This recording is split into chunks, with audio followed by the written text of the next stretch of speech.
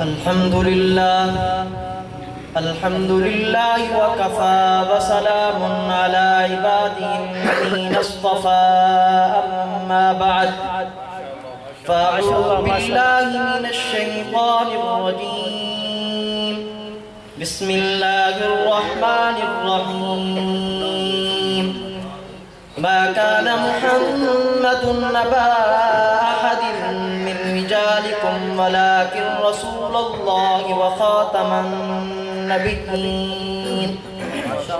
صدق الله العظيم. سامعین گرامی قدر، معزز علماء کرام، کرسی انصاف کی زینت، جج صاحبان اور میرے ہم مشن ہم مسلک ساتھیوں، میری آج کی معروضات کا عنوان امام الانبیاء بحیثیت خاتم النبیین ہے. اللہ رب العزت نے ابھی کائنات کا وجود نہیں بنایا تھا. یہ ارض و سما، یہ شجر و حجر، یہ شوق و ثمر، یہ بحر و بر ابھی وجود میں نہیں آئے تھے. حضرت آدم علیہ السلام کا وجود بنا نہیں تھا. حضرت آدم علیہ السلام سے لے کر آخری انسان تک کی تمام روحیں عالم ارواح میں تھی. تو خالق لم یزل نے عالم بالا میں ایک جلسہ اور تقریب منعقد کی جس کا عنوان سیرت امام الانبیاء بحیثیت خاتم النبیین تھا، جس میں تمام ارواح انبیاء کو مدعو کیا گیا. رونق محفل خاتم النبیین ہے اور صدر جلسہ رب العالمین ہے. اس محفل اور تقریب میں انبیاء علیہ السلام سے ایک وعدہ لیا گیا کہ تمہارے بعد ایک رسول مصدق آئے گا. جو کچھ تمہیں دنیا میں دیا جائے گا محمد الرسول اللہ نے اس کی تصدیق کرنی ہے.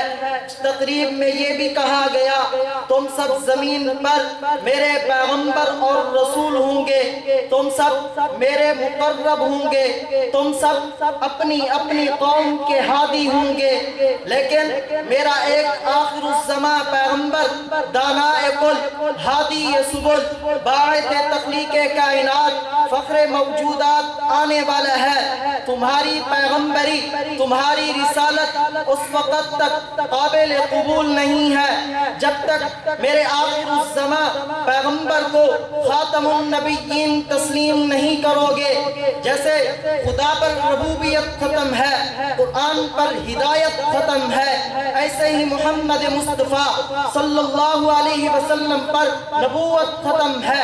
اب جو خدائی کا دعویٰ کرے گا وہ دجال اور کذاب ہے، جو نبوت کا دعویٰ کرے گا وہ بھی دجال اور کذاب ہے.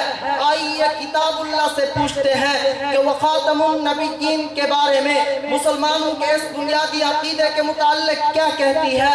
تو اللہ رب العزت نے فرمایا ما کان محمد ابا احد من رجالکم ولکن رسول اللہ وخاتم النبیین، کہ محمد مردوں میں سے کسی کے باپ نہیں ہے لیکن وہ اللہ کے رسول ہیں اور خاتم النبیین ہیں.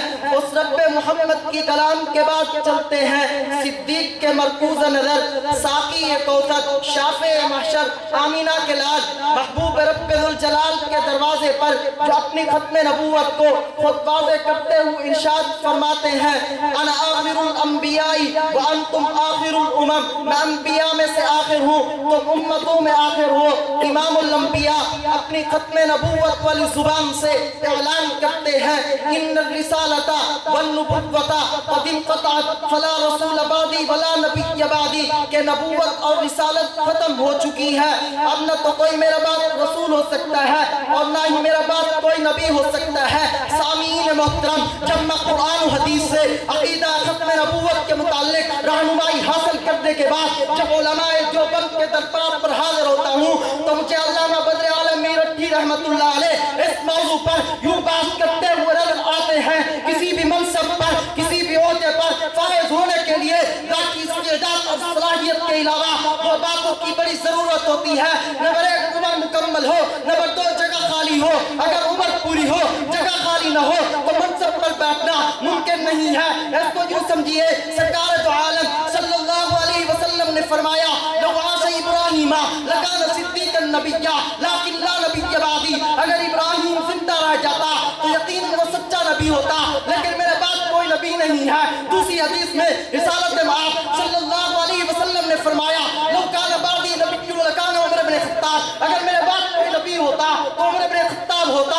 ان دونوں احادیث سے معلوم ہوتا ہے کہ یہ دونوں شخصیات منصب نبوت پر فائز ہونے کے قابل تھی۔ سیدنا ابراہیم وقت سے پہلے وفات پا گئے، منصب رسالت کے لیے عمر تھوڑی تھی، اس لیے منصب پر فائز نہ ہو سکے۔ سیدنا عمر فاروق زندہ رہے، عمر کی شرط تو پوری ہو گئی لیکن جگہ خالی نہیں تھی۔ جگہ خالی ہوتی تو نبوت ملتی۔ اگر فاروق اعظم تمام کمالات خصائص نبوت رکھنے کے باوجود نبی نہیں بن سکے تو اور کون ہے جو تاجدار رسول کے بعد دعوی نبوت کرے؟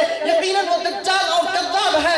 ہر دور میں ہر حال میں اظہار کریں گے، ہر دور میں ہر حال میں اظہار کریں گے، ہم ختم نبوت کا ہی پرچار کریں گے۔ مرزا کا ہر دور میں انکار کریں گے، ہم ختم نبوت کا ہی پرچار کریں گے۔ ماشاءاللہ ماشاءاللہ۔